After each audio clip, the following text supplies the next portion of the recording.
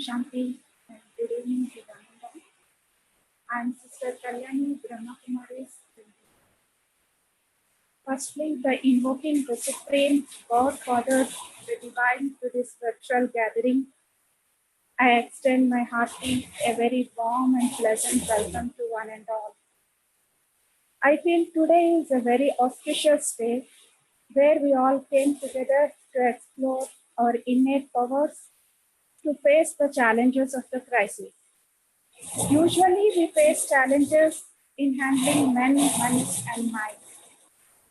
But currently, as you all know, we are facing the challenges with the invisible enemy. To rebound stronger for the crisis, we are organizing this event under the banner of IT Wing Brahma Kumaris Facilitator Bengaluru. Brahma Kumaris is a socio-spiritual educational institution.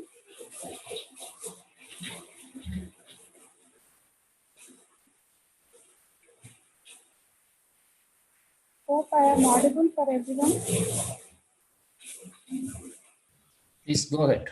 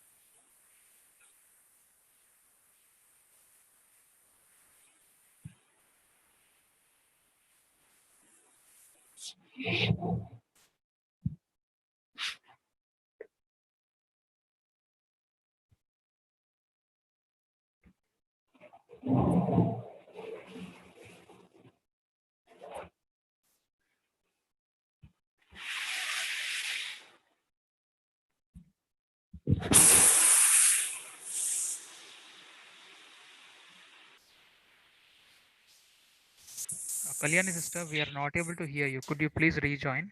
Om Shanti. Am I audible? Yes.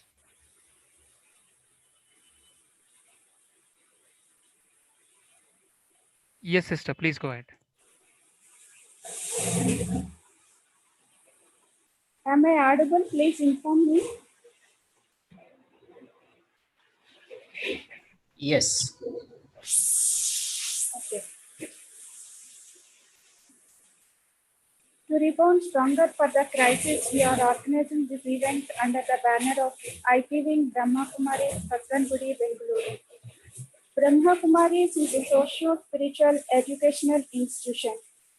Through its teachings, the institution has gained global acceptance and international recognition, spanning over 147 nations, having its international headquarters in Mount Abu, Rajasthan. It is open to people from all walks of life, providing a caring, cooperative, and supportive environment which encourages individuals to bring out the best in themselves. People from all backgrounds can walk in to learn Raj Yoga meditation for inner peace and world peace. Our main focus is to enhance human inner powers through Raj Yoga meditation. The institution is reaching different categories of people through its 20 different wings. And IT wing is one of the 20 wings committed to empower exclusively IT professionals to achieve balance through the application of Raj Yoga meditation.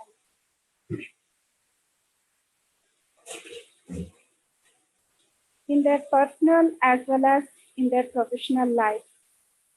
IT wing of Brahma Kumaris have conducted hundreds of programs across the globe, empowering thousands of IT professionals belonging to different companies such as Google, Microsoft, Infosys, TCS, Oracle, HP, etc. Well, coming to today's theme, how to rebound stronger for the crisis, Unless you carve and keep a stone, the idol can't be made out of it. Unless you take an examination paper, you can't be qualified.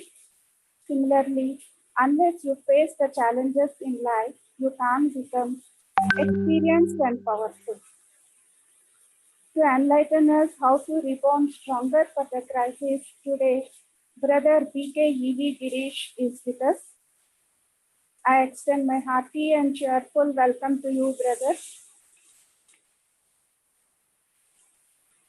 Brother BKEV Gireesh is a dynamic trainer and counselor. He, is, he has taken training programs at ISRO, Indian Space Research Organization, Nuclear Power Corporation of India Limited, IIT Madras, Roorkee, Indian Army, General Motors, TCS, etc. He is also associated with Brahma Kumaris for the past 23 years, applying spirituality in his practical life by practicing Raj Yoga meditation. Now I would like to request Brother Gireesh to empower us on how to rebound stronger for the crisis. And before starting the session, I would like to inform you all that there will be a question and answer session at the end. I request you to post your questions in chat box to Brother DK Bharti. And those who have joined by YouTube can raise their questions by live chat.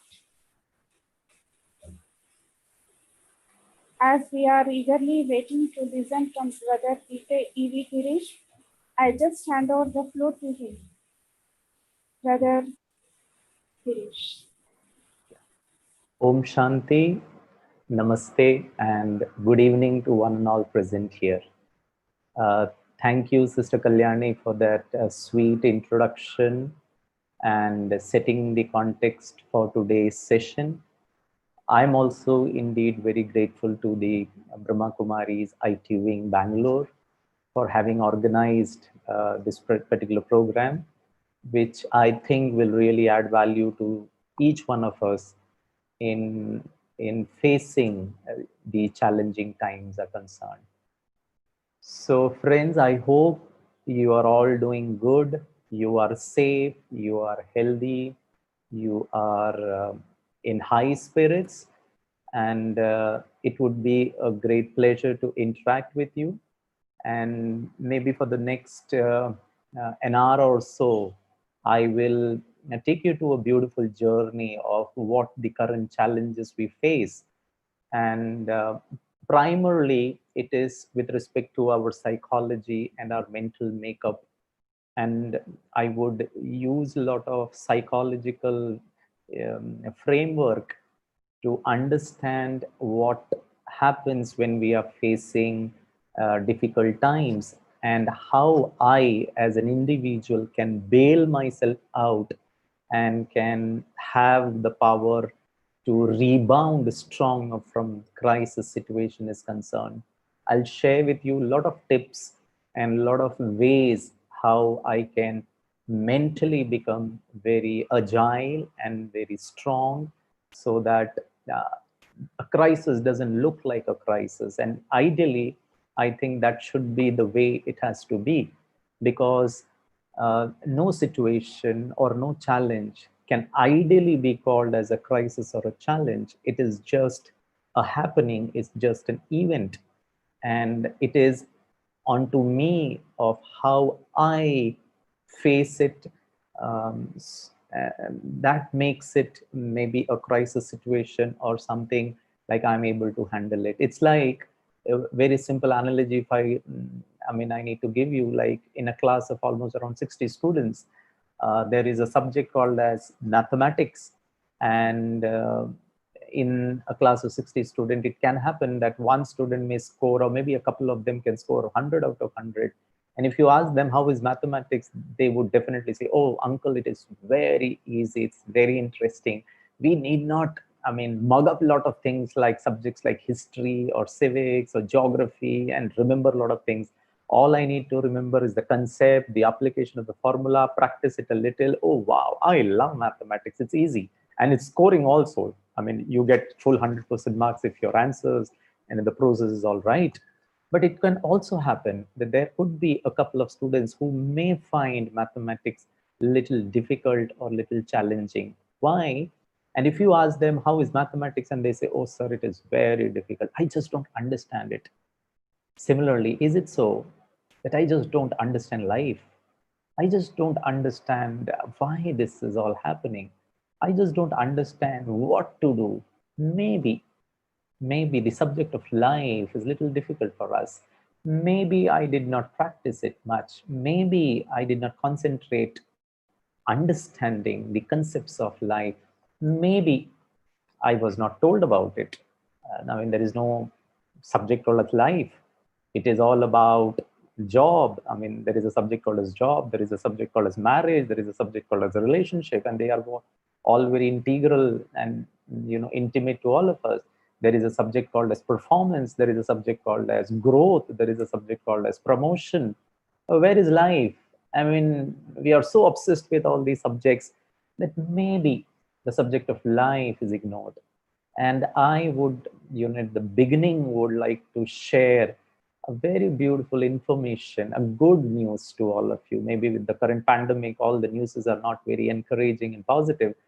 Maybe at the beginning of it, I'll share that there is a very beautiful good news that God Himself comes to this world and teaches us the subject of life. So Brahma Kumaris, as an institution, is a Vidyalaya. Prajapita Brahma Kumaris Ishwariya Vishwavidyalaya, as sister was mentioning. It's a school wherein I, as a student, I'm a part of this particular school for the last almost 24 years. And what do I do in this school? I read, I understand, I experience about life, about the beautiful little or maybe very important nuances of life, which makes life very powerful, life very easy, life very purposeful, life very meaningful. And as sister was mentioning, any test that comes into my life, it could be at a personal level, at the physical level, at the financial level, at the relationship level, at the professional level, at the social level, or maybe something which, has disturbed the whole of the globe for that matter. I mean, each one of us is impacted, severely because of it. But still, any difficult subject which life throws at me, because I have studied it beautifully, I understand it beautifully, and the teacher always, every day teaches us, my dear sweet child, what are you supposed to do today? I mean, how are you going to battle it out? And I am going to share few tips on that also. I may have few polls during the entire session. Brother Santosh will help us out with those polls, and I want you to reply it in a yes or a no, so that we understand more about what's your present state of mind. Because this is the first time in my life, in the last 4 months or so, that I am doing these kind of webinars. Never ever in my wildest of my wild dream I had ever thought that I would be doing webinars, because I'm not a tech savvy person, to be very honest. And a few people would know me that I was the last person to use a PPT, because I'm not at all comfortable with it. That's not my style. But during the last 4 months, I have done umpteen programs, and I have become a little,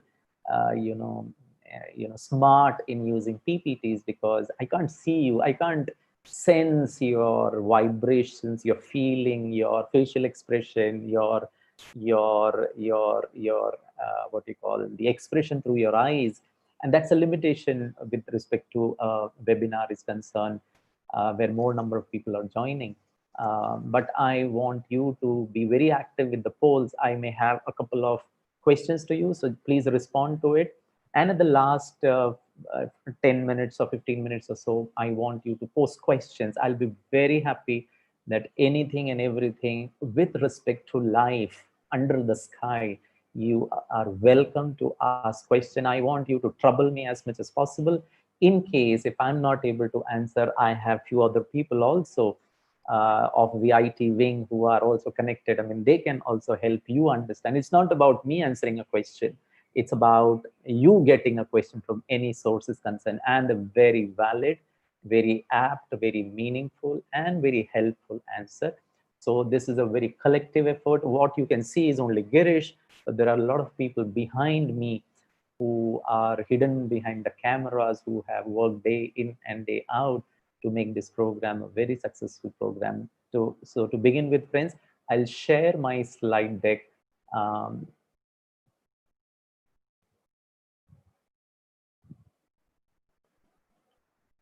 I hope you can see my screen very well.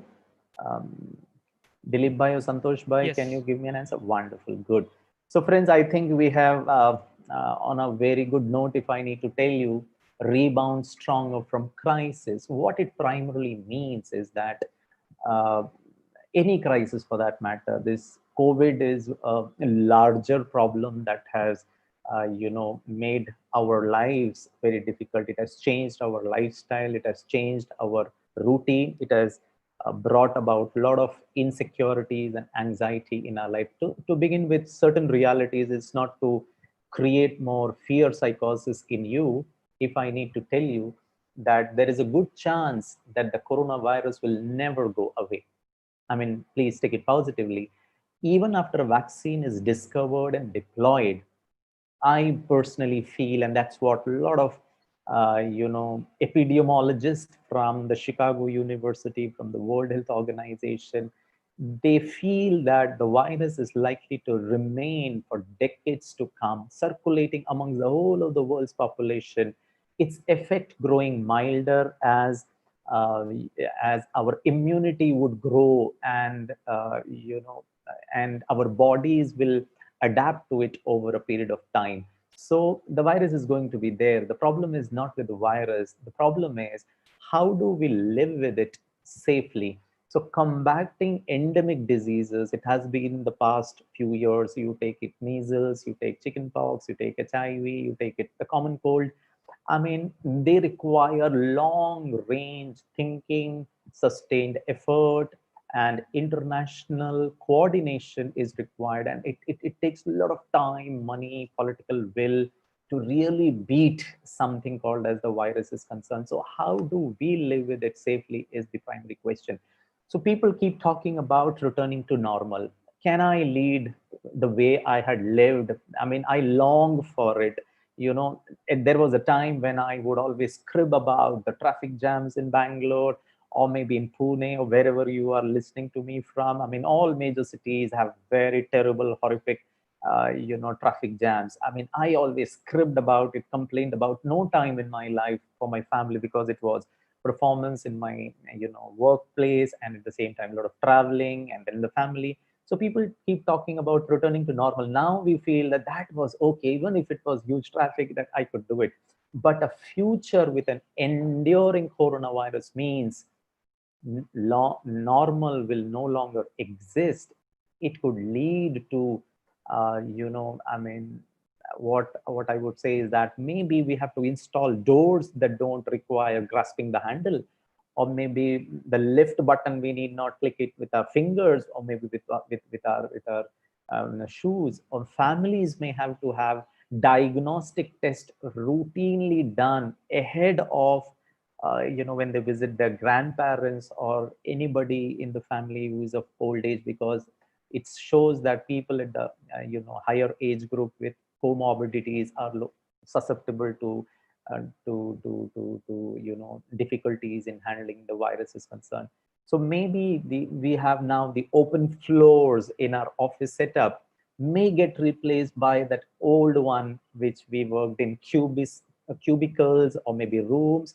So maybe in the days to come we will have to adapt and adopt ourselves to the new normal is concerned. And so what has it done? So it has basically created a lockdown, a shutdown. So we cannot go out. There are a lot of SOPs by the government agencies, by the health ministries, by the government of India, and maybe by my own organization, that until unless it is necessary, please don't go out, stay put inside safe. and this stay put inside safely, happily, beautifully, lovingly, it doesn't seems to be like that. So it leads to two choices that we have. So maybe the lockdown has created a kind of a breakdown, where that is where I think we have not understood what life is, and that is causing me a mental breakdown, not in the true sense of a breakdown of the mental faculties is concerned, but yes, it is giving me a lot of stress and strain in my life is concerned.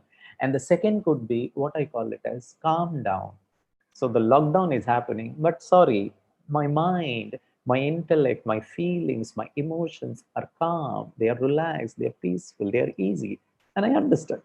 I am not getting hyper, I am not getting overworked, I am not getting too much, consumed with a lot of anxiety is concerned. So we have got two choices, and how to break the breakdown and become more calm is what the objective of today's session is. So what exactly do you mean by the break? What do you mean by breakdown is, when I or my internal state of my peace of mind is dependent on the outside circumstances and situation, and that is where I say that we are in a state of breakdown. I am not independent. Calm down is independent. When external circumstances is interfering, is disturbing, is negatively impacting my inner state, my peace of mind, my tranquility, my space of my own will of what and how I should feel and think and experience, if it is dependent on the external circumstances, it is called as breakdown. And we become, it is said that we became free from the clutches of the British Empire on 15th August, this month, 1947. But if I ask you a question, are you independent? Forget about the Britishers, forget about somebody else. But does it happen that any external stimulus or stimuli bothers me? It could be my spouse, it could be my children, it could be work from home, it could be being locked up in a house. Everything is external. And let us consider they are as Britishers, and they are making me a slave out of them because I'm dependent of, until unless they are easy, they are understanding, I will not have peace of mind. And that's where I think rebound from crisis is very important. And I will try to, share with you few equations, to start with three beautiful equations. And these equations are, basic, simple equations of life. It can happen that maybe I don't know about it, or even if I know about it, I have never bothered or pondered over it, or maybe I was ignorant of it. I said, "Chalta hai. No, this doesn't work," because I was not ready to accept it at the first place. So let us go with the first equation, and the first equation says, whatever happens around me can be determined by somebody else, but whatever happens within me, there only one person who should determine and who should decide. So that is me. This is the first equation. And unfortunately, as a child and as I was growing up, I was rather misguided. And this is the greatest myth about life, that until and unless I score good marks, you cannot be happy. So my happiness was good marks, scoring a rank. Only then people will acknowledge you of who you are, of what you have become. So in the drivenness, life's journey is not, our task is not to become somebody, not me. And primarily, Brahma Kumaris, when I was doing my MBA program almost around 26 years back, after I finished my MBA, accidentally I got across to this very beautiful institution, which changed my entire perspective of life. Until that time, it was all about job, it was about family, it was about future. And if they are all okay, only then I'm successful, then I'm happy, then I am fulfilled life, but otherwise I'm not. So I was always driving myself hard to become somebody, in the process of not realizing who I am. So Brahma Kumaris taught me of the beautiful process of unbecoming what I wanted to become. And in the process of unbecoming what I wanted to become, I touched upon my sacred space of who I am. And this I am very powerful.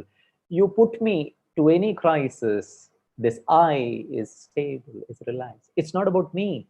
It's about each one of us. We can do it. But unfortunately, we have missed onto that equation of life. So whatever is happening around me, anybody can decide. But what's happening within me? I am the master. Like I'm Gandhiji. You can torture me. You can put me to jail. You can break my bones. Then you can kill me. This is Gandhiji. Then you will have my dead body, not my obedience. So the crisis can throw me any difficulty. But sorry, I, the real soul, is undisturbed, is unscathed, is serene, and I face the challenge. I rebound stronger is concerned. So equation number 2. So I hope you have understood equation number 1. So equation number 2, please listen to it very carefully. I'll ask, a poll question is going to come. Just a minute. So equation number 2 says, I who thought that I have complete control of my life, realized that I can control only 3 things. Oh my God. I thought I control my future. I control my wife.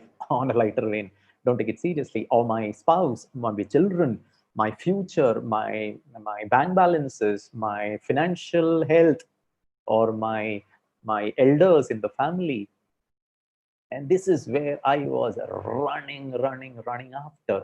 And I realized, thanks to Brahma Kumaris, this beautiful educational, socio-spiritual, value-based institution taught me that, Gireesh, you are running a wrong race. You are heading towards, fulfillment, for encouragement, for goodness, but the tools that you're applying will never help you achieve or experience that. So friends, there are only 3 things I can be in control. Number 1 is my mind, that is my thoughts. Number 2 is the images that these thought creates, that's the attitude. And what is the resultant of the thoughts and the attitude is the actions in terms of what I do, what I speak. Now this can be, seen by the outsiders, but not what I'm thinking and the kind of images that I create. So Santosh bhai, I want you to come here and give us a poll question, so that I want all the participants to answer this question with a yes or a no. So Santosh bhai, you're ready? Yeah. So the question goes like this, friends. In life, I can control only 3 things. This is my idea. I mean, you can definitely share your with a yes or a no. That beyond this, I can manage, I can inspire, I can motivate, I can influence. But when it comes down to controlling, with a guarantee that whatever I say, the other person will behave the way I want, or maybe the way I want them to perform. They will do it the way I want, because I'm a team lead, because I'm a manager, because I'm a daddy. So question number 1, wonderful. So in life, I can control only 3 things. Rather, it's not in the form of a question, but still, thoughts, attitudes, and actions. Beyond this, oh, this is interesting. We will share it. Almost around 92% people feel that yes, I can control my thoughts, attitude, and action, and maybe around 8% of my very wonderful, beautiful, lively, participative participants say that it's 7% of my participants say that it is not possible. I understand why, because these are the only 3 things which is not in control. Because I have not been trained, not been taught how to channelize your thought from negativity to positivity is concerned. Thank you, friends, for that first polling question. I will move ahead. Thank you so much. How do I minimize it? Sorry. Okay, I close this button. So equation number 3, friends, we will run it very fast. What you should do or get in order to be happy.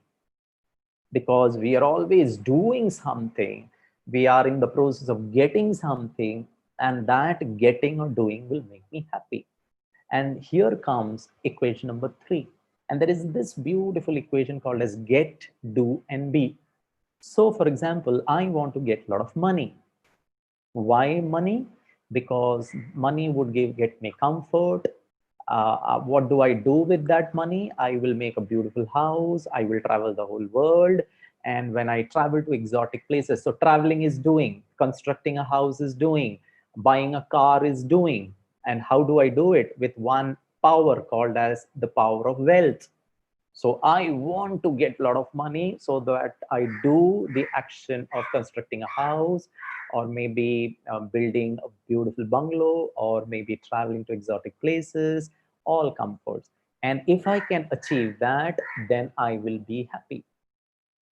So get, do, and be. Example number two, something very close to a personal life. Now, not with money. Now I want to get into a relationship.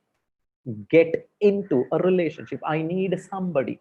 I cannot live all alone. I need somebody's support. So I get into a relationship. It could be arranged marriage, it could be love marriage, it could be a friend, anything for that matter. You understand it better. So I've got into a relationship. Now, what do I do with that relationship with my partner? The doing is the loving part of it. I'll care for the other person. Oh, I will protect the other person. I would come home with the feeling that there is one person, at least out of 750 crore people on planet Earth, there is one person who's waiting for me.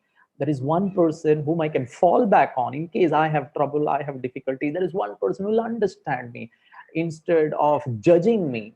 These are all the doing part of it: caring, loving, living together.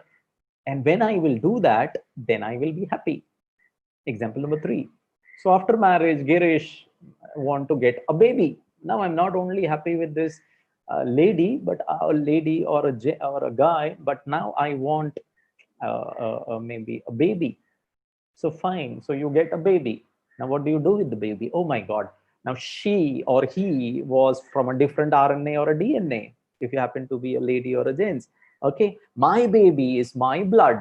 I want somebody of my blood. And what do you do with it? You nurture the baby, you care the baby, you bring up the baby, you protect the baby, you feed the baby, you do all multiple things. And doing, after you do it, you feel that I am a good dad, or I am a good mom, or I am a great parent, because we are doing everything for our children. And when they they grow up, that will make me happy. So be happy. Friends, if this would have been the right equation, then we all should be happy, because we are having enough of money, enough of wealth, enough of relationship.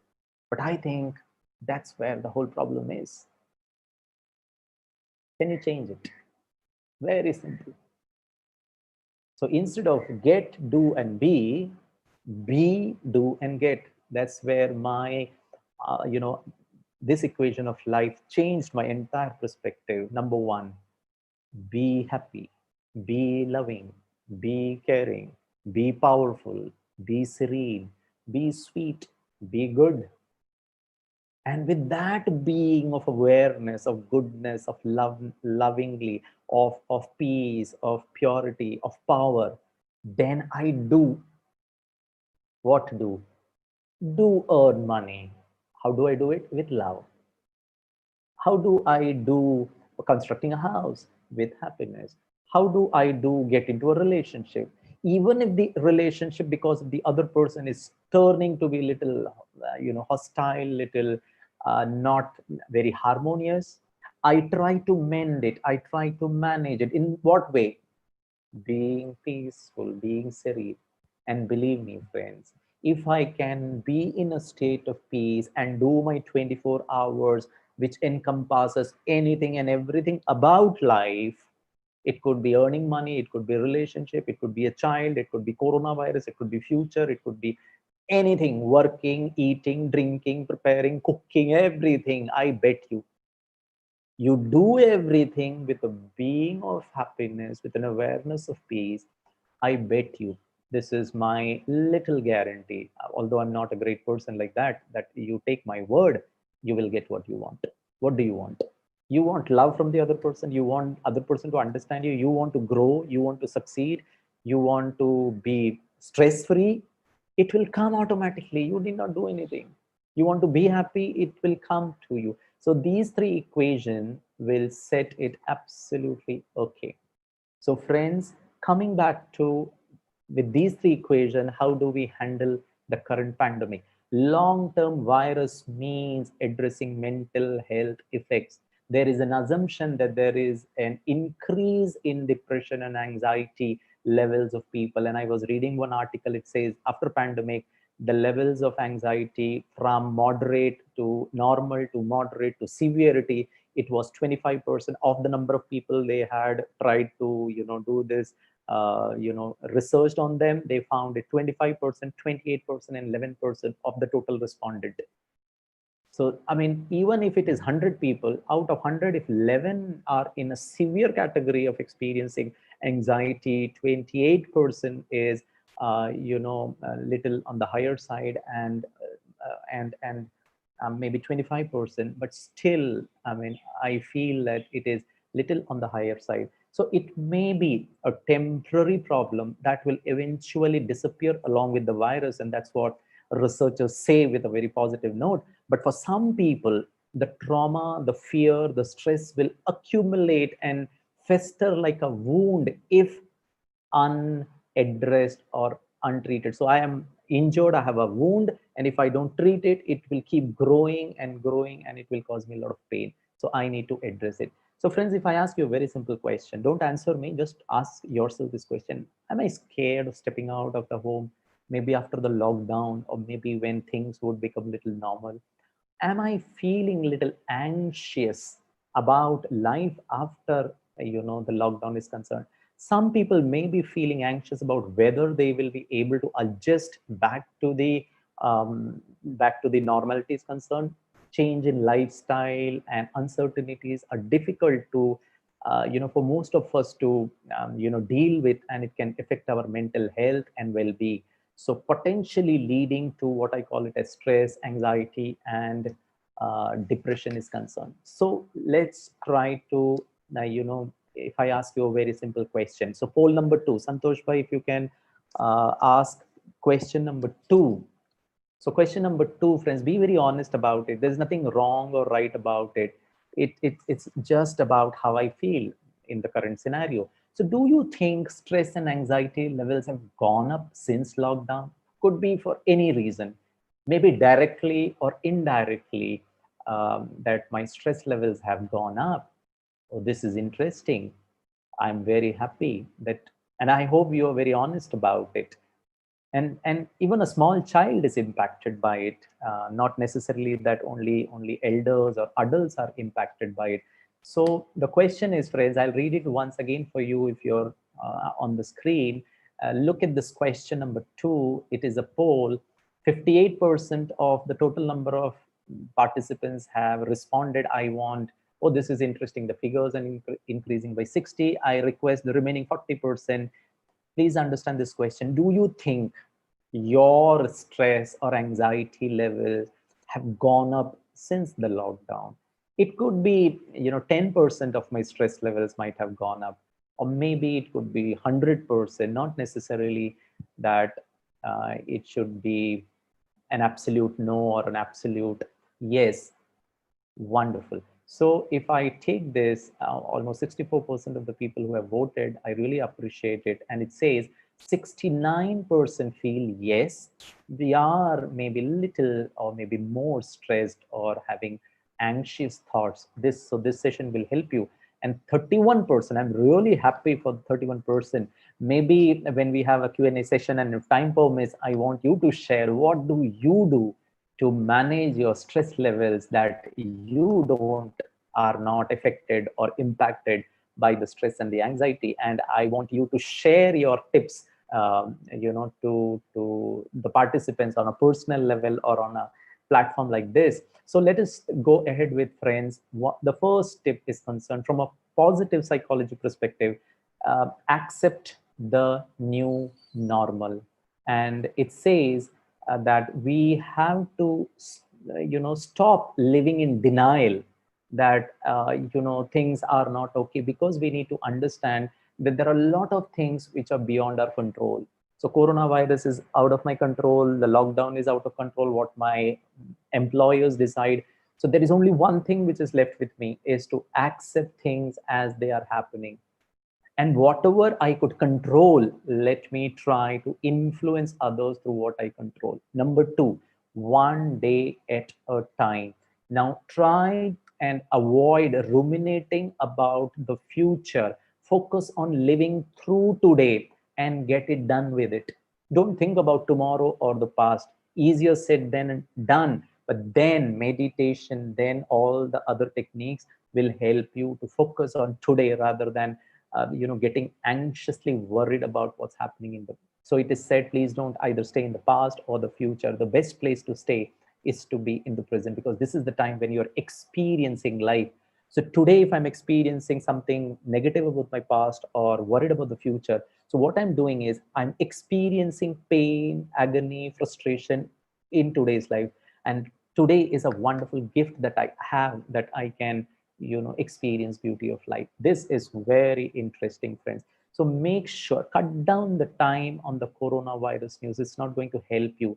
So if you need to do two things. Even if, I need to update about what's happening around the whole of the world with respect to the coronavirus is concerned, make sure you're tuning in or turning to reliable source for information. Maybe once in the whole 24 hours, maybe the right source for maybe maximum for 15 to 20 or maybe half an hour. You update yourself and that's it. If you are feeling anxious and you are feeling little disturbed, I have a wonderful psychological what you call opinion, that you need to switch off reading or watching the news is concerned. It is not going to help you. So friends, I come up with poll number 3. So Santosh bhai, if you can flash poll number 3 here. Oh, wow, this is interesting. So do you think, friends, as an individual, we should cut down the screen time with respect to television, with respect to mobile phones? Whether you do it or you don't do it, that's a different question. I did not ask you that. The question was, do you think that we should cut down on unnecessarily or maybe more than enough, more than what is required, being busy with the social media, Netflix, YouTube. You can ask me questions, sir, we want to be entertained, but that's okay. But more than what is required, I'm not able to stop it. You can ask a question on that.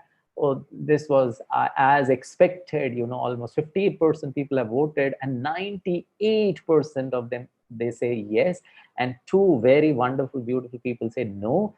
That's okay. I really appreciate your answer is concerned. So if we can, 71% of the people have voted yes, we should, cut down our time. Or maybe I feel that my family members should cut down on the timing is concerned. Maybe my children, or maybe my colleague, or maybe my spouse, or maybe my roommate has to do. This is very interesting, friends. If anxious thoughts, yeah, 97 people have said yes, we should cut down.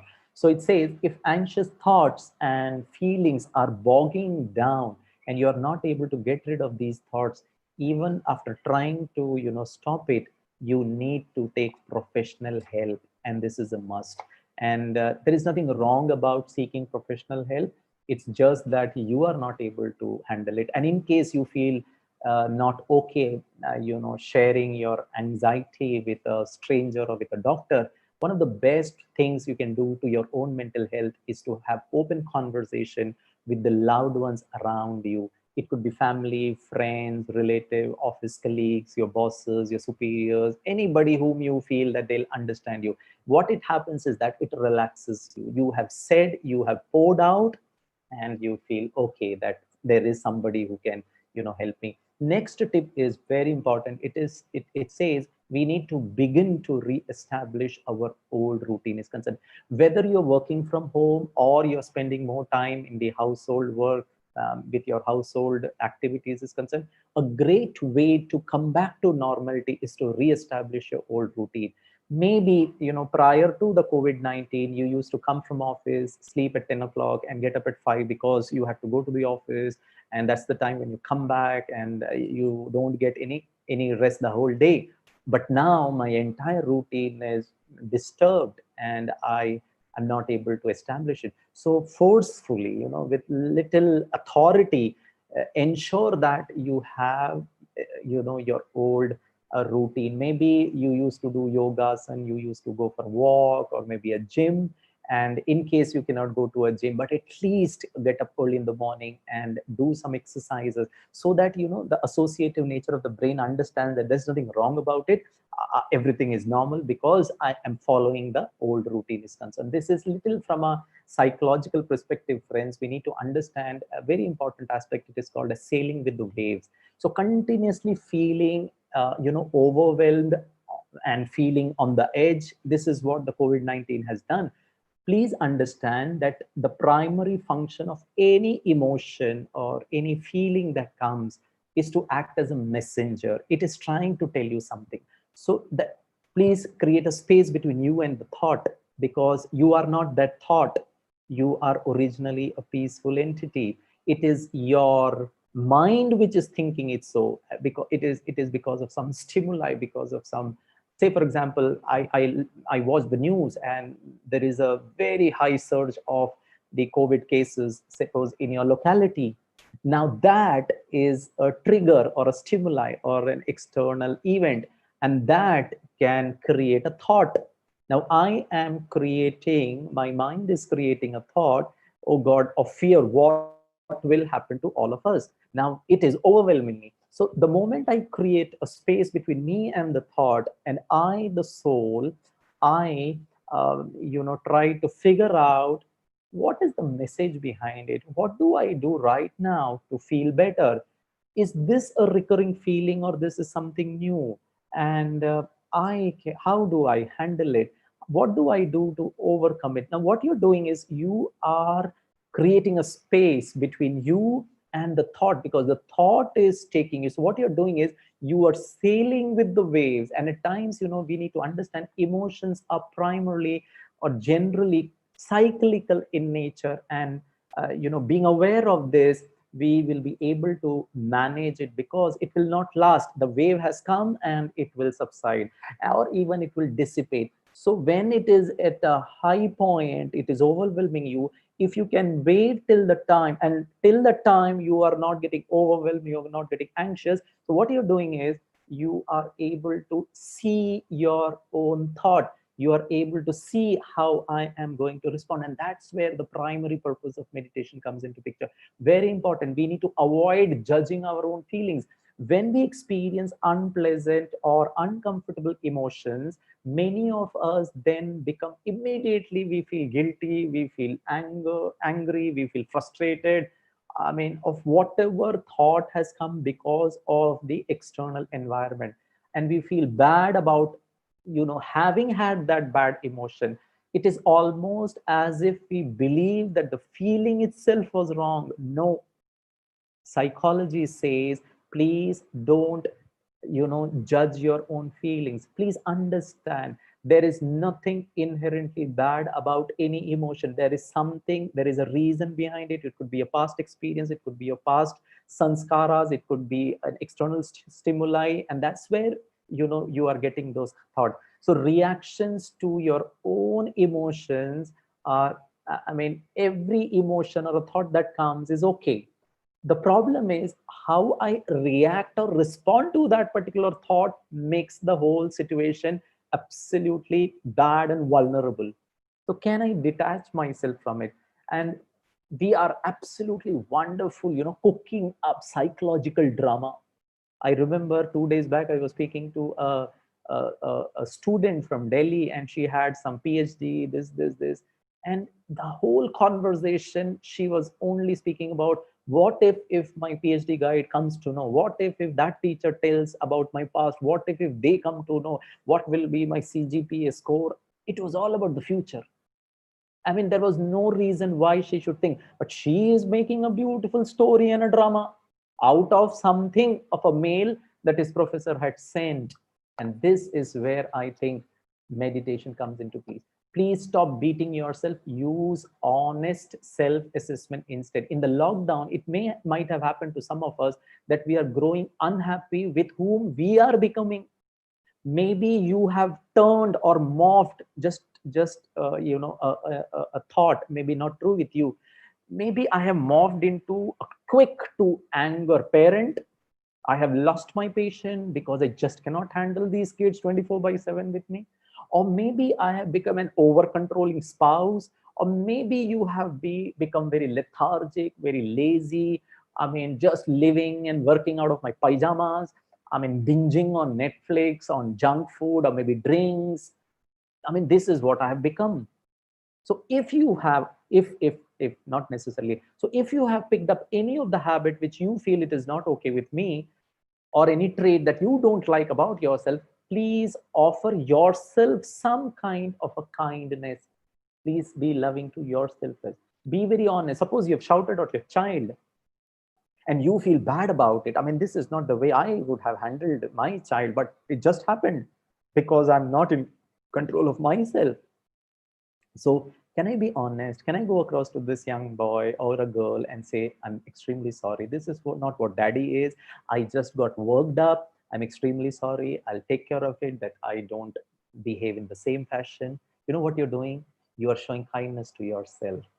This is very, very important. Practice tolerating uncertainty is concerned, friends. You know, there was a study done in 2009 H1N1 pandemic that on people who had a harder time in accepting the uncertainty, they were more likely to experience elevated anxiety is concerned. So can it happen that suppose a message has come, or maybe a notification has come? Can I say to myself that I will see this notification only after half an hour? What will happen? Until and unless it's a very emergency or an office work, that's a different equation, because I'm so tuned to it. Can I live one day without running tap water, although it is coming? But you survive for 24 hours with stored water. Can I live one day without cooking food, only on raw food? Uncertainty. Can I do one day without any screen time? One day, Sunday, next Sunday, no television, no mobile phone. It is holiday for all the family. If at all the family they don't participate with you, at least you do it. Your craving, your self-control. Nay, nay, nay. Let me see what is the news. Let me see. What will happen if tomorrow there is a virus in the entire network, internet network? This will all not work. What will happen to us? No online purchasing. So if life is possible without going to a mall, without going to watch a movie, I mean, is it happening by force, or am I planning and practicing that self with me? So Carl Jung said very beautiful thing: when you resist, it will persist. And that's what the anxiety paradox is. Anxiety rises proportionally to how much one tries to stop it. And the moment I try to stop it, it comes back. That is the time where I try to distract myself. And how do I distract myself from that anxiety? By drinking, by eating, by watching, by Netflix, by lazing around. And it may give you temporary relief, friends, but in the long run, it's going to make anxiety worse. Please overcome this, transcend the existential anxiety. Any health threat triggers the one of what you call one of the greatest fear that underlies all fear is called as the fear of death. And if we are consumed with health anxiety, that suppose for the last 2 days I had throat pain, and I am consumed by the thought, is it corona? Is it corona? What will happen? What will happen to my kids? Will I be quarantined? Will I have to go away from my family members? Oh God, even if I don't have coronavirus in my body, but I will have anxiety virus in my mind. And I don't know whether the coronavirus will impact you, but the little throat pain will persist for a longer period of time, because this is what my mind is doing. So try connecting with the truths of life, that we don't know what's going to happen tomorrow, whether death is going to happen tomorrow, whether it is with coronavirus or with a massive cardiac chest arrest, or for no reason I can die the next moment. I mean, that's how life is. Try connecting yourself to the purpose of life, to the meaning of life. The meaning of life is right now, even if I die the next moment. The purpose, the meaning, the true definitional term of life is right now. I am easy. I am experiencing life. But I'm living and experiencing death, the fear of death, the anxiety of death. Sorry, friends, it doesn't work. So, friends, poll number 5, and this is the last one. So, Santosh Bhai, if you can pose question number 5. Wow, this is an important question. I mean, this is, please directed it to yourself. I fear the death of my near and dear ones, and even mine also. It's not only about my near and dear one. At times, there are a lot of moms in the planet Earth, and they are so wonderful, mothers. They don't fear anything going bad with me, but they have all fear about what will happen to my children, what will happen to my family members. So this is a very, very wonderful, question, important question, and I'm very happy that it's going, it's like a T20, it is going to the wire. It is 59% of my respondents says yes, and 40% of my respondents say no. This is interesting. I'm very happy, you're very honest about it. We will try to see how we can, overcome that. So friends, please transcend this. And how do you do it? By strengthening self-care. And how do we do the self-care is concerned? Please have adequate sleep, regular exercises, mindfulness, meditation, relaxation techniques, and I'll share with you how to do it. So some positive coping strategies to all the questions that I asked, and anything beyond that, I will, for the next 10 minutes, we'll wind it up. I'll tell you positive coping strategies. Number one, create a very beautiful routine. In Brahma Kumaris, it is said, aapki dinacharya is very important. I need to fix my wake up time, my sleep time, not only wake up time and sleep time, the wind down practices. Like an athlete who goes to play any tournament or a match, he has to do warm up, he has to warm the body. Similarly, before going to sleep, I need to warm down myself to sleep. It just cannot happen that I'm watching in a Netflix a very, or maybe a YouTube or a television, I don't know, maybe a very serious and a very suspense filled movie or a series, and the episode is over, the movie finished, and I go to the bed, switch off the light, and I'm able to sleep. Sorry, it will keep ringing. That's not how the mind is working. So play time, family time, even TV time, eating time. This is such a wonderful opportunity. We can fix our eating time with family members. But we are not taking advantage of all the positives that this lockdown can give. This will set your body clock. There is a circadian rhythm for every time of my 24 hours. Melatonin is secreted, post 7 p.m. in the evening, because the mind understands there is no light. The sun has gone down.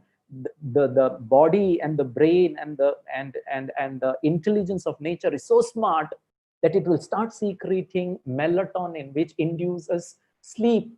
But then there is so much of tube light, there is so much of the blue light from the screen, so it tricks the brain that sorry, it is not night time, so it will stop secreting the melatonin, and then I may have sleeplessness, and it will impact your body. The first thing it will impact is it will reduce down my immunity. 2 days back, I was doing a program with Siemens on sleep management, and I was emphasizing that sleep is a very wonderful tool to enhance your immunity. Please do exercise, yoga, breathing exercises, pranayam. Make it a practice, and most of you would be doing it. I'm very happy about it, but in case you're not, please start it. This is very interesting. Start writing a gratitude journal. Maybe you can do it early in the morning, or as soon as you get up, or maybe before you sleep. Make it very personal, make it very beautiful, make it very interesting, make it very like you put on a beautiful table lamp, have a coffee, or maybe a glass of hot milk in the night, or maybe a cup of coffee in the morning, or a tea, because you're from South India. Coffee is an essential part of your life. Equation number 4, without coffee life is not possible on a lighter vein. And then you freshen yourself up, you decorate your gratitude. It's like a date, like you go on a date with somebody. Oh God, it's so interesting. You wear the best dress, you put on the right perfume, your clothes should match, and the surroundings and the setting and the environment should be good. Now this is my date with myself. Make it interesting. Right, I am grateful for. It can be one thing, two things, maybe my wife, maybe my thumbs. Without this thumb, I cannot put on my, the buttons of my shirt. Maybe my eyes, maybe my family members. Thanks to the organization that you're working, let us assume it is XYZ Infotech, and I should be grateful that I'm employed. and I'm able to earn my livelihood. I'm thankful to my children, my parents. They are adjusting to the best of their capacities. You know what you're doing? You are consciously, deliberately, purposefully looking at the beauty where everything is under lockdown. Oh God, I am in control of my mind and I sense beauty. Thank God it is raining. Thank God it is full sunshine today. I'm grateful to the sun. I'm grateful to the Almighty. I mean, I can tell you plethora of, infinite reasons I can be grateful and be happy, and can, it can help secrete the right hormones. The routine. When I'm happy, there is a hormone combination called as DOSE, D-O-S-E, D for dopamine, O for oxytocin, S for serotonin, and E for endorphin. Combination of these four is called as happy hormone, and it can help you overcome number of diseases is concerned. And that's where a yogi lives for a very longer duration of time. Laugh. Oh God, it is said a child on an average laughs 300 times a day. I have seen a child sleeping and laughing, a 1-year-old kid, for no reason and for no season. It's not that you have to watch a movie or a comedy scene to be happy. Can you tickle your child? Can you play with and be happy for the little things? And believe me, friends, it has a profound impact. Practice mindfulness. And what is mindfulness is concerned? It is the quality of being present and fully engaged with whatever you're doing in the moment. So say, for example, you're having your food in Brahma Kumaris. While having food, we are not supposed to talk. We're not supposed to watch television and eat. We are not supposed to even engage with somebody. I am in the remembrance of the Almighty and the food. So suppose you have a spoon of, curd rice, and then you take it. Can you experience the beauty of the curd rice? And maybe it takes say 5 minutes to complete your lunch, or maybe you have a sabji, you have a sambar, you have rice, you have you have what you call papad, you have pickle, you have salads. Can you enjoy biting maybe 15 times a cucumber? I mean, cucumber doesn't taste anything. Hello, cucumber tastes beautiful, but then we have not experienced it. We are so tuned to something which is very sharp. Maybe if it is a tomato, I can sense, it is sour. But then if a cucumber, and that's where we don't like salads, because it doesn't taste anything. Hello, it tastes. But then am I mindful? Can I be mindful when I'm talking to my dad or my mom or my children? But today everything is virtual. Virtually, I can say I love you. Virtually tomorrow, I can say I break up with you. Virtually, it is so easy to express your emotion. Virtually to impress is very easy. Get the number of likes. But sorry, friends, in reality, can I mend my relationship with my mom? Can I say, Mom, I love you? So somebody who's there, my relationship is not good, but somebody I don't know, or maybe a virtual, this thing, everything is virtual today. And that's where we don't practice progressive muscle relaxation. You as a daddy, you as a senior person in the family can involve the entire parents, make it a family time. Chalo, everybody lie down or sit, relax, close your eyes. Now focus your entire attention onto your, above the neck. Tight your muscles of the face, and for maybe 30 seconds, just be in that state and then relax. Now go down to your neck region, your shoulders, your arms, tighten it, hold it tight and count 1 to 5. And then go down to your chest, maybe your tummies, and then your buttocks, your waist, your thighs, your calf muscles. I mean, do it for 15 minutes. You know what you're doing? You are not bothered about what's happening around the world. You are completely one with your muscles. You are sensing the stretch of the muscle. That's where you establish the gap. Visualization. This is very powerful technique. And in Brahma Kumaris, the meditation techniques helps you to this. So friends, for the next few minutes, we will do it. In general, what you can do is try spending 10 to 15 minutes a day visualizing positive scene. You can close your eyes, or whatever has happened in your past or what may happen in the future, where you feature, and the beautiful experiences. Allow the feeling of love, joy, gratitude, and peace flow through as you were truly having those experiences when you were having it. Now also revisit those experiences, because outside it is not good, but inside I am practicing consciously everything that is good. So let's start, friends. So maybe for the next 10 seconds, sit back, don't close your eyes. I want you to see a garden. Maybe the garden which is in front of you, or maybe some garden which you had visited. Be one with the garden. Experience the beauty of a garden. The soft, the grass, the beautiful flowers, the cold breeze, the tranquility in the garden, children playing, they are happy, wonderful. Be one with the garden. I want you to visualize a sunrise. Maybe you went to Kanyakumari, or maybe a hill station, you're watching a sunrise, or maybe a sunset.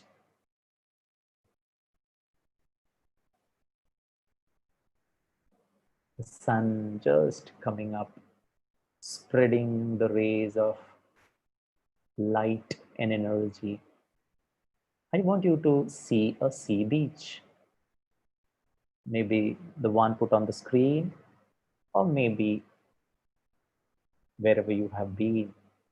The gentle blue waters of the sea, the beautiful coconut trees, the soft white sand, and I'm holidaying here. How relaxed I am. It's such a wonderful, scenic beauty that I'm watching it right now. I want you to see the face of a beautiful child. Look at the innocence in the eyes of the child. Be one with it. Generate that feeling. Look at his cuteness. Look at his bright, wide eyes and a little twinge of smile. Such a pure, beautiful face. I feel like, touching the cheek of the baby. I am enjoying the presence of an innocent child. I want you to see your own face. Look at your own face, not in a mirror, but in the eyes of your mind. Your beautiful eyes, the features, the facial features, the shape of your face, the nose, the lips. Be one with it, your hairstyle, and appreciate it. How would you see success? I mean, it's just an image. Can you visualize success? How you felt when you were successful in any task? What happened to you? What sensation? How did you feel? Please revisit whenever you had success in the past. How would you visualize a soul? A tiny, beautiful spark of light in the center of the forehead, like it is shown in the picture. In between the eyebrows, a star shines, and that is, I am a peaceful soul. How would you visualize peace? How would you relate to it? The tranquility, sthirta, no interference, no disturbance. Friends, another technique to enhance your mind is affirmations. And I want you to be with me in this affirmation. I'll play a slight music, just a second, so that it becomes easy for you to be one with it.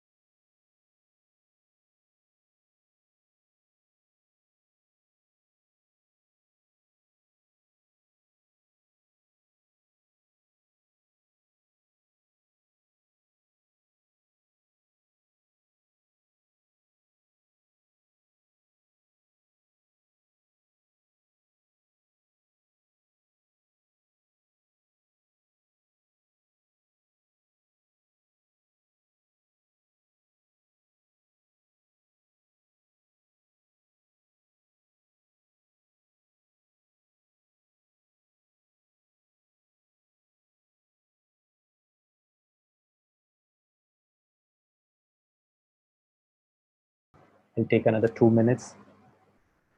And the way forward is Raj Yoga meditation. Meditation which reignites our love with God and makes us rememorize that we are children of God. And the first dimension of Raj Yoga meditation is what I call it as understanding who I am. Different from this costume, the responsibilities, a tiny soul, a positive energy. And the soul has basically 7 virtues: purity, power, peace, knowledge, love, joy, and bliss. And to be in this consciousness and then do all my responsibilities makes me rebound stronger from crisis. And then with my mind and my intellect, and that's what yoga, the highest form of love, is called as unio mystica in Christianity. It is mystical union, the mystic, the soul, and the supreme soul. And that union is called as unio mystica. I need to practice little traffic control of the mind the entire day and be kind to your mind, help your mind, and that's how it will help you. Thank you so much. God bless everybody. I'm sorry I've taken extra 5 minutes. I hope you will be there for the Q&A session, and we have one guest also who would be sharing his experience. I am very eager to listen to his experience with the Brahma Kumaris. Once again, putting on record my sincere thanks and appreciation to everyone for the patient listening. Om Shanti.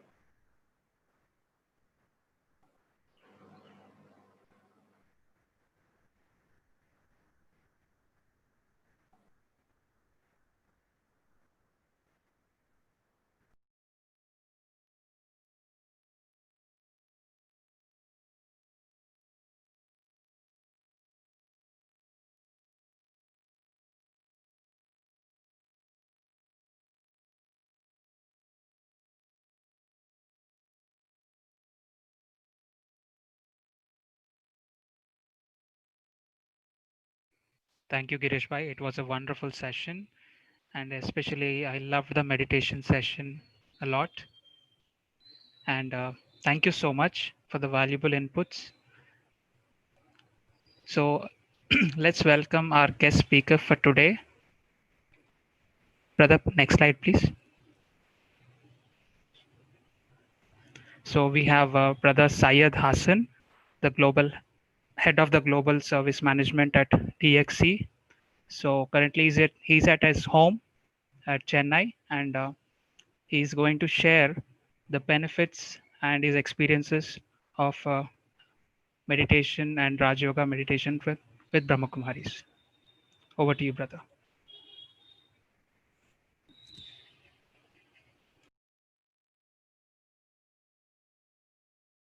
Brother, your mic is off.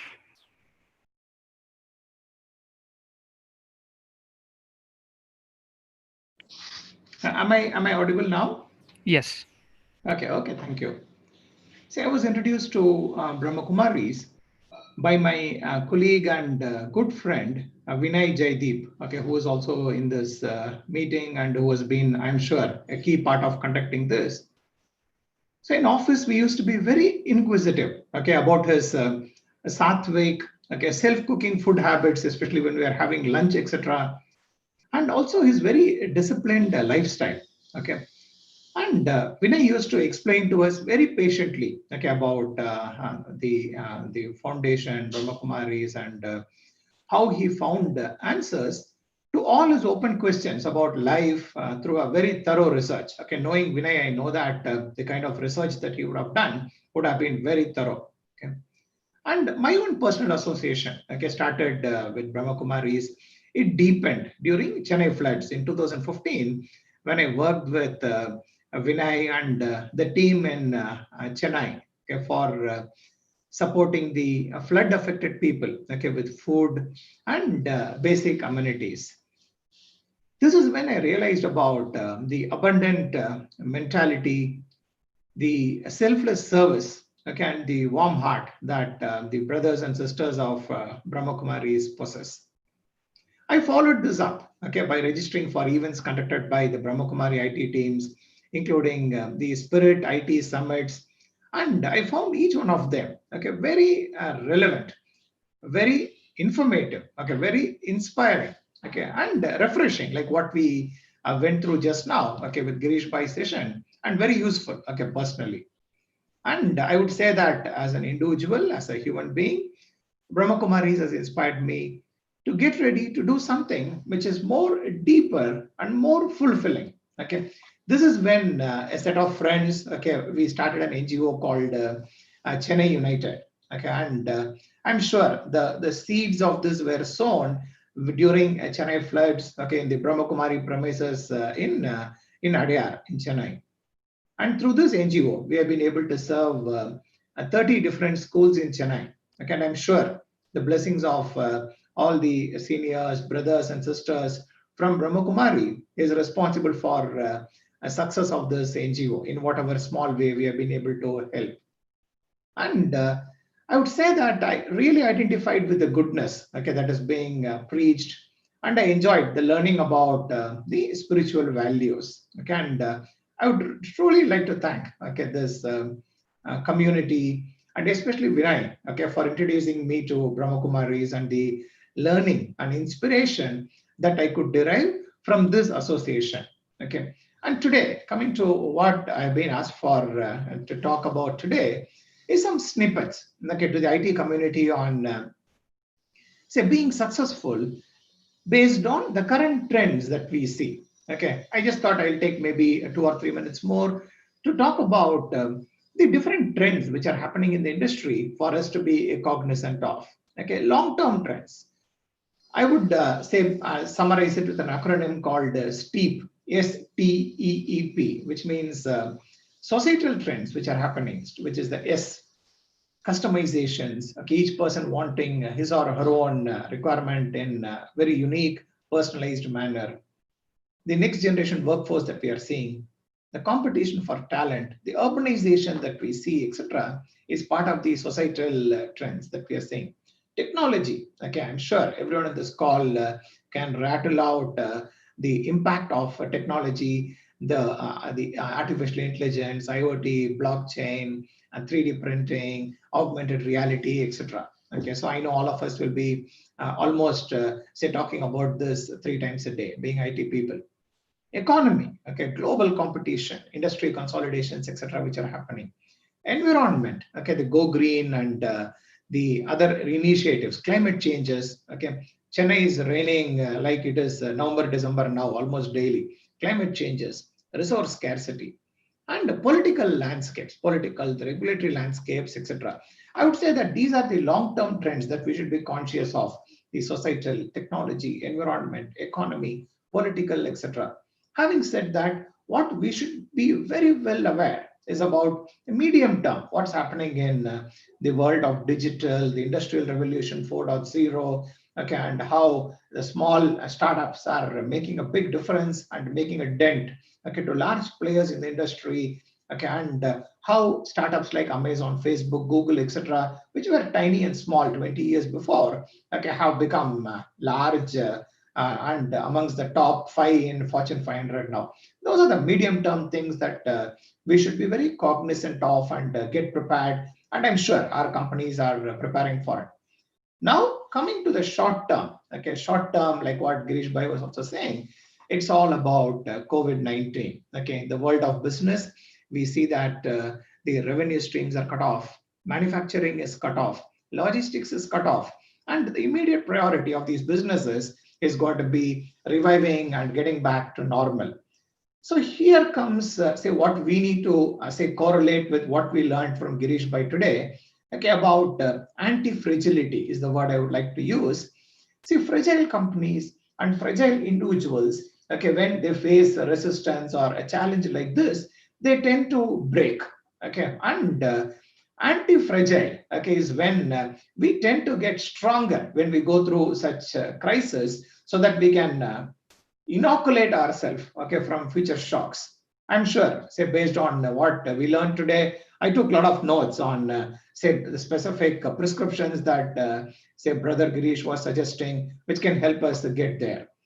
And I was talking about the acceleration to digital, which is happening. And I'm sure all our companies will be teaching us on the technology part and the domain part, etc. But I would say that from a personal standpoint, there are 5 C's, okay, which are required for success in the current era. Okay, and I would say the 5 C's are creativity, critical thinking, collaboration, customer experience, and ability to adapt to change. And I always refer to the Hindu mythology when I talk about this to students so that they can remember easily, especially when to students. I say that, hey, creativity, think about Brahma. Critical thinking and critical reading, think about Saraswati. That's why creativity, critical thinking, Brahma, Saraswati are together. Then for customer experience and collaboration, think about Vishnu. Okay, and that is where you will get the money if you do it well. That's how Vishnu and Mahalakshmi are a pair. And when it comes to change, okay, when it comes to disruption, ability to handle change, think of Shiva. Okay, and that's where you get the ability to handle change. So I tell people when I talk to audience to remember these 5 C's about creativity, critical thinking, collaboration, customer experience, and ability to handle change using the Hindu mythology, the trinity of Brahma, Vishnu, and Shiva. I'm sure, okay, you'll be able to definitely remember this and take forward. So with this, I would like to thank you and thank you for giving me this opportunity, okay, to talk about a few snippets, okay, which I hope you found it relevant and useful. If you want to know more about augmenting skills and if you want to participate in one of my talks, etc., in future, reach out to me on Facebook or LinkedIn. My ID is Hassan5000, Hassan5000. But if you are interested in being a holistic winner at life, okay, know the real purpose, know the real meaning, and experience life like what we experience today, I'm sure you know how to reach out to your nearest, say, friendly brother or sister from Brahma Kumaris. Okay, thank you very much, and thank you for this opportunity. Brother, over to you.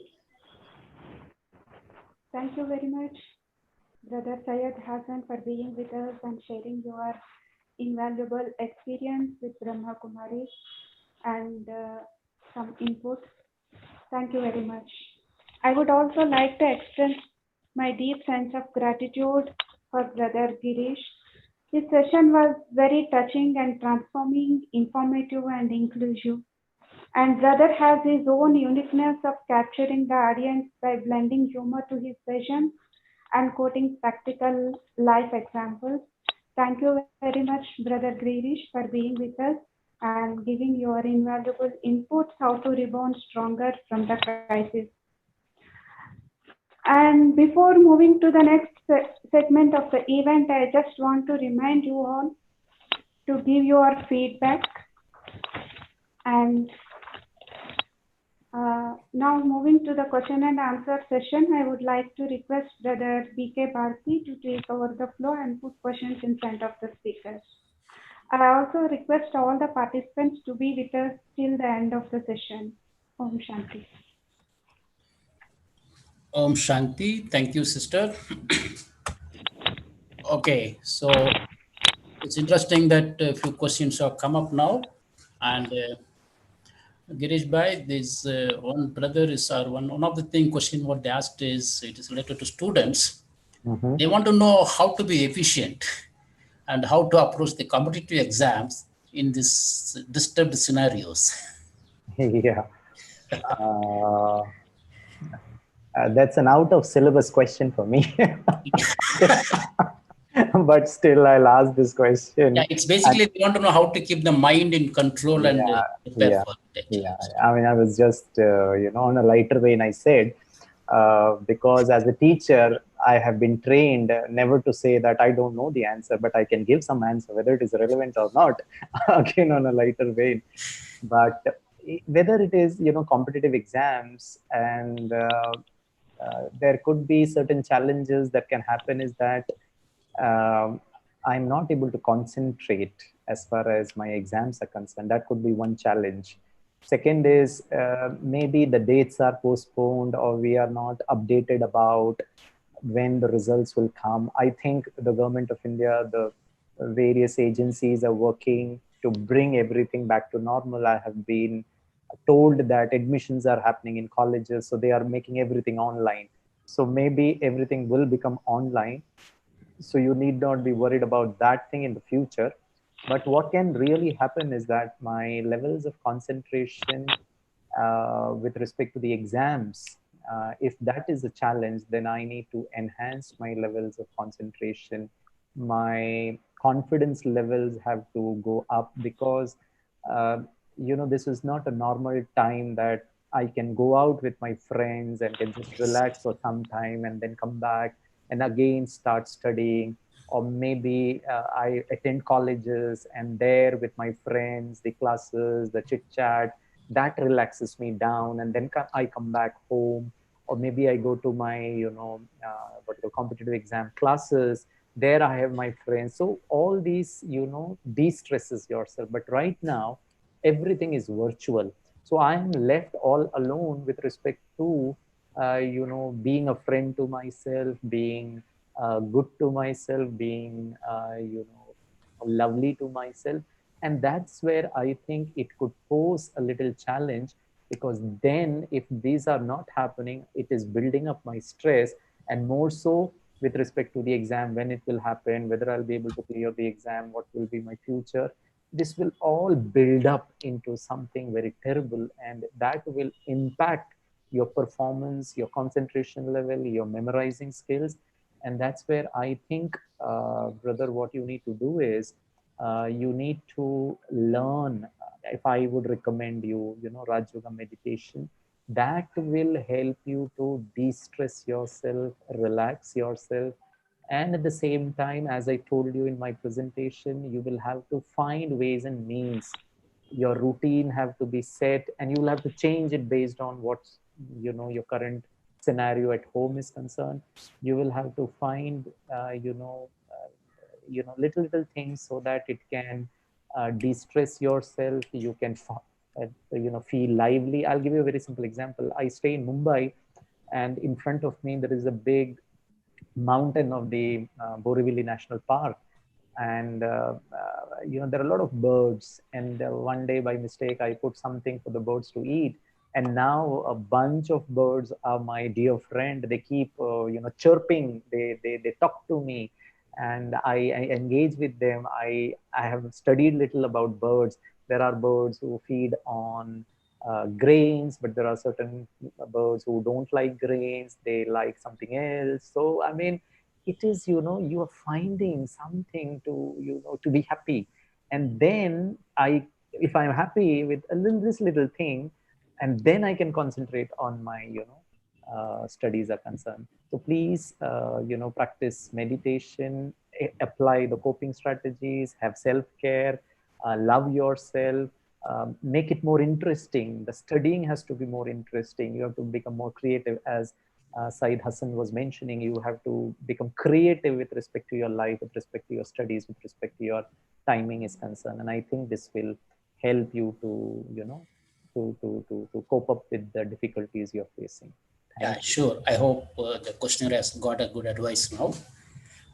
Moving to the next question, it is with respect, especially with respect to the IT field people, more affected people. What they want to know is, how do you survive when we have to face the problem of survival itself, like losing the job, salary cut, or someone unable to pay back their commitments, or fear of accumulation of debt, etc. Yeah. Is it possible to become stronger in these conditions? Yeah. Bharti Bhai, can you answer that question, because you are in the IT field? And I would give it back to you, and I will add it at the later. I want you to reply to this question, because you are an experienced Raj Yogi, and if you are comfortable, because I'm not from an IT field, but definitely I can answer it. I will add more, comments on it.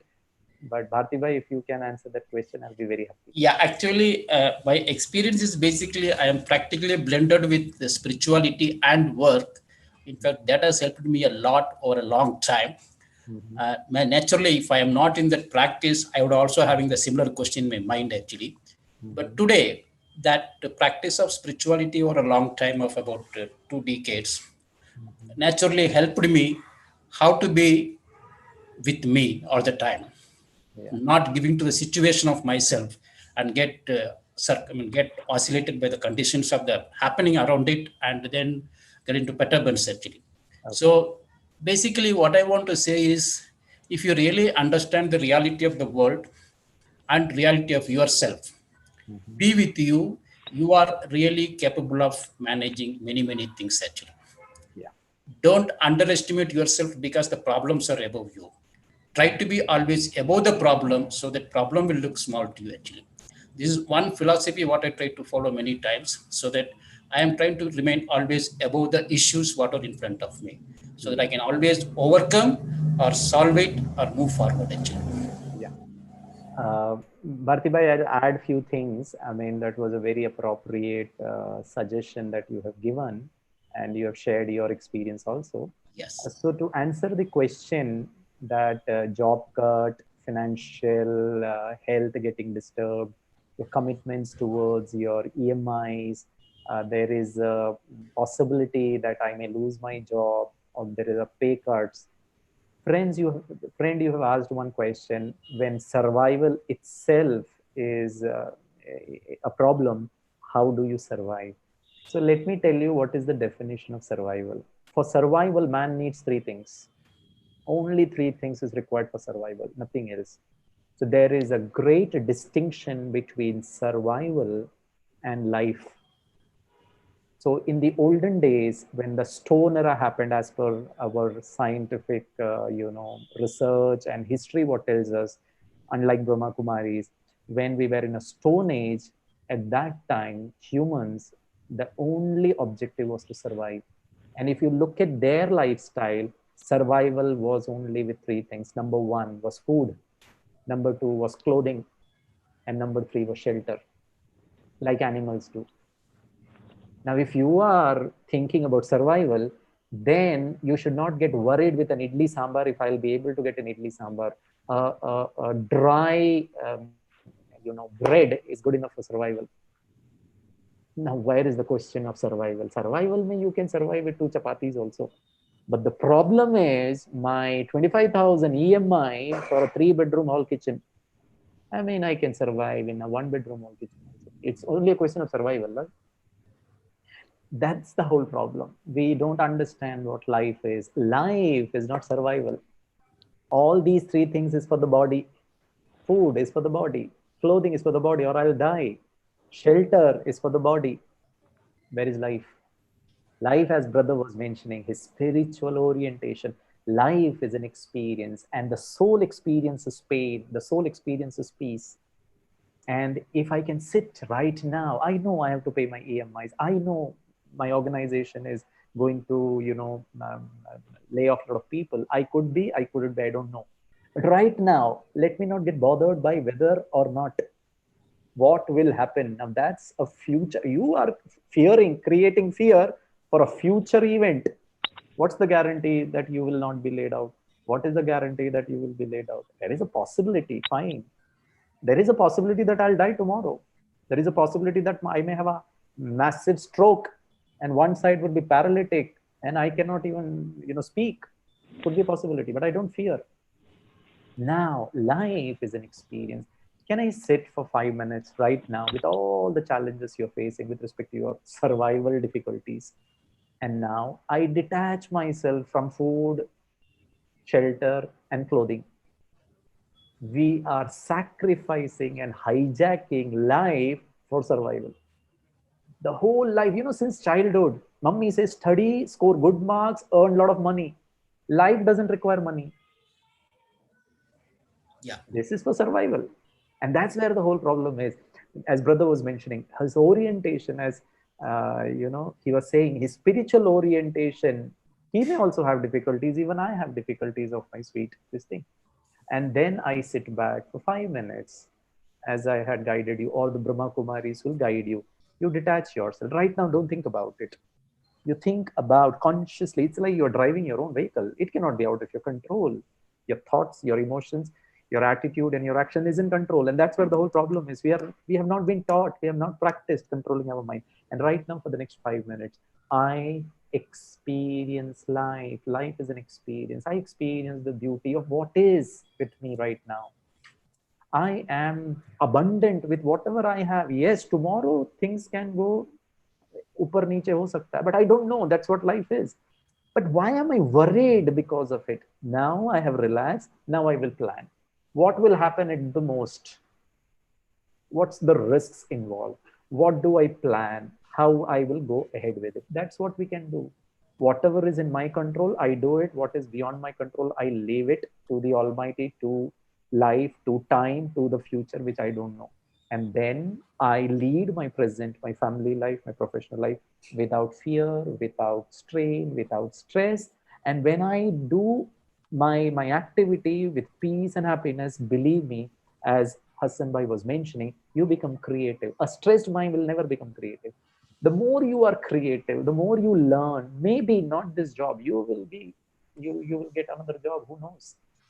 And if I need to tell you, brother, just I'll take Bharti, I'll take 1 minute. In Yeah. Brahma Kumaris, when Brahma Kumaris uh, they shifted from Sindh, Pakistan, because Brahma Kumaris started from the erstwhile India, what is today called as Pakistan, and when they shifted to Mount Abu in the year 1952, there was a time when our founding father Prajapita Brahma and he, along with 350 to 400 people, he had to take care of, because they had all joined this movement. And today it is a large family of more than 10 lakh, family members of the Brahma Kumaris. But at that time, it was only 400 people. And they had a challenge where they did not have anything for 400 people to eat, anything for breakfast. They had nothing. But Prajapita Brahma was absolutely serene, peaceful, and they could sail through that difficult time. And today, look at how the Brahma Kumari is flourishing and getting into the lives of people, trying to tell them, as Bharti Bai was mentioning, you need to understand who you are. There is tremendous potential. And if you can harness this potential, any difficulty and any challenge you can overcome. Believe me, friend. And if you are worried about all these things, let me tell you about myself. My one bank balance shows around 9,000 rupees. If tomorrow Gireesh has cancer, I don't know. I don't know whether I'll get treatment or not, but I know for sure I will endure the pain smilingly, peacefully. That is what I have to do. If I get treated, if I have 1 crore rupees, I'll go to the best doctor, not worried that whether he'll be able to say, doctor, I will give you any money, but save me. No, that time also. So it is not about survival. It is about your state of mind. If I have nothing or if I have plenty, in either of the two circumstances, it is not about survival. It is about the experience of how I am experiencing cancer now or that time. I hope I've answered that question. Yeah. Good, Gireesh Bhai, you given a very nice explanation. In view of time, I'm moving into a consolidated question. Yeah. Basically, it is combined to question from 2, 3 people. Yeah. Basically, people want to know that in this present situations, quite often I'm getting restless, and sometimes I'm getting anger. But usually, I want to remain peaceful most of the time. But sometimes I get agitated actually, and next moment I realize that my mistake. But however, I become restless for quite some time actually. So how to consistently practice this peace and maintain myself fit for the day? I mean, this is something they want to know, that they are willing to practice it, but they are not able to do it. So, what is your suggestions for them? I'm really happy that the participants who have asked this question, that they realize that what they did with the getting angry, or maybe at the spurt of the moment, that they lost their control of the mind or their words, and then they realize that what they did is wrong. This is the first step on the path of positive orientation. So I'm very happy that you are on the right track. Now, you can do a couple of things. Now, having done something wrong, which you don't like it, you realize that it was not appropriate for me to have done that. Now, what you need to do is, now you disassociate with that behavior. Now, what is happening is that restlessness, I'm experiencing restlessness because I don't appreciate what I have done. That is over. I mean, I got angry for say 2 minutes, say 120 seconds, I got angry. And then everything was out of control, and I shouted at somebody. I, lost my control. And now for the next 5 days, I am restless because I don't like myself. Hello, if you don't like yourself, of what you did is over. Can you hug yourself? Can you soothe yourself? Can you tell yourself, fine, Gireesh, whatever I did, over. Let me go across to that person and try to explain, if at all there is a possibility that the other person can understand and you can mend your relationship. I'm extremely sorry for what I've done. It was just in the moment. I don't mind it. I am sincerely apologetic for you, and maybe you compensate for it. You have done that to the other person. Can you do it for yourself? Restlessness is because you are not comfortable with what you have done or what you are. And what you have done and what you are is not what your original personality. Your original personality is I'm peaceful. So the second tip I would try to tell you is, I mean, the third one. The first one is, the realization. Second, you need to treat yourself peacefully, be kind and gentle to yourself. And number three, have attention, constant attention, that I am a loving child of the Almighty. And has create that affirmation, be in that state. I am a lovely being. I am a great mom. I am a very wonderful, beautiful, loving wife. I am a great, daughter, or whatever relationship. Acknowledge yourself. The more you have it, now what is happening most of the time? I am not good. How did I get angry? I shouldn't have done that. I am feeling bad about it. How could I shout at my child? Now with these thoughts, the corresponding emotion is restlessness. You are not feeling good about it. Now the problem is with the thought, and the thought is coming because of an action, the past action of what you did. You're creating a thought and the corresponding negative emotion, and I'm feeling restless. So how to break it? First thing is, create that, first initiate that thought with attention, that who I am. And that's what spiritual life is, and that's what Bharti bhai and Hassan bhai and Kalyani bhain was speaking, that please realize my true identity, that I am very loving originally. That's the factory setting. In a mobile you have a factory setting. You cannot be less of love and Girish by more of love. No, it is I use more of love and maybe you don't. So having done something wrong, I am a loving personality. An affirmation, I am love. Feel it, repeat it. Attention, attention, attention. And I bet you will feel relaxed. Your restlessness will disappear.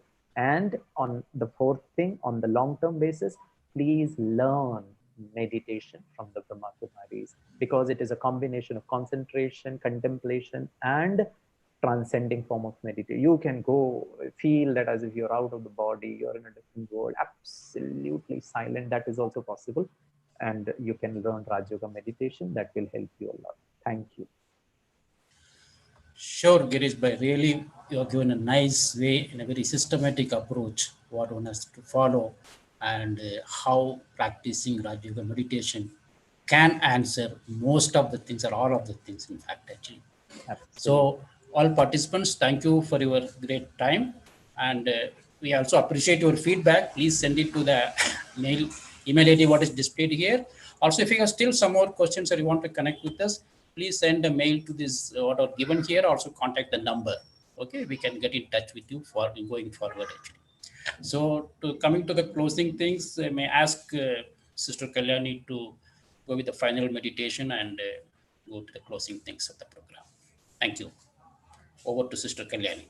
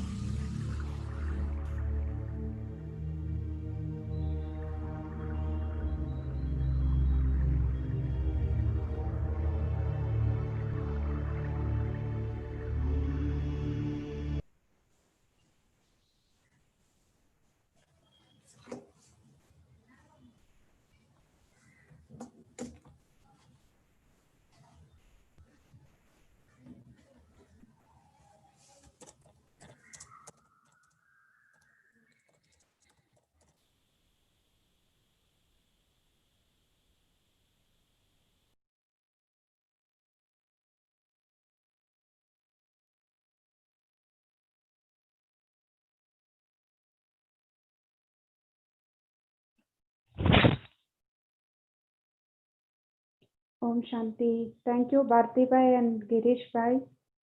Hope everyone got relevant response to your question.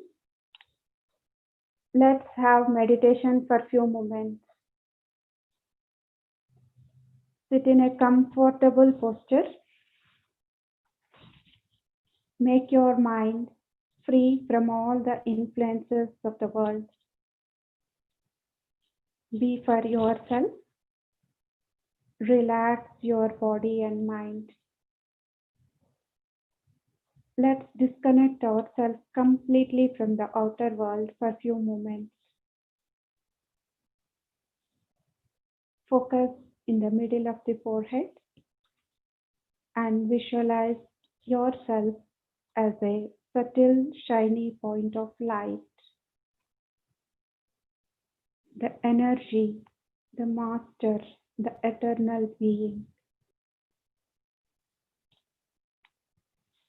I let my thoughts slow down and choose one thought.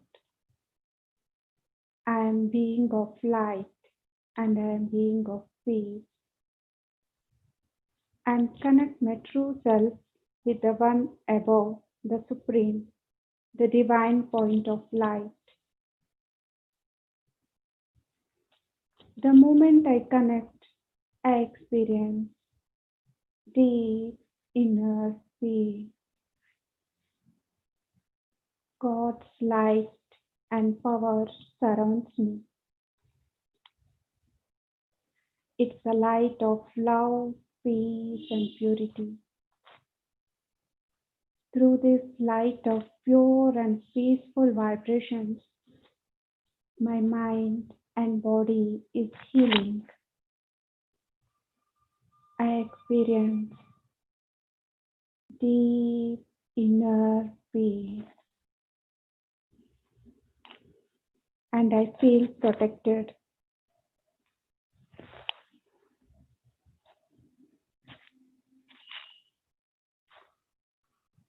Om Shanti.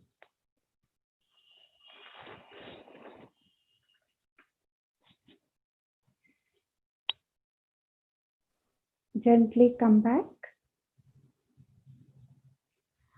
And lastly but not least, kindly send your feedback on chat box or mail ID or on mobile number reflecting on the screen. Your feedback is very valuable for us for the betterment of our future programs. Thanks to one and all. Hope to see you in our upcoming events. Thanks to one and all. Om Shanti.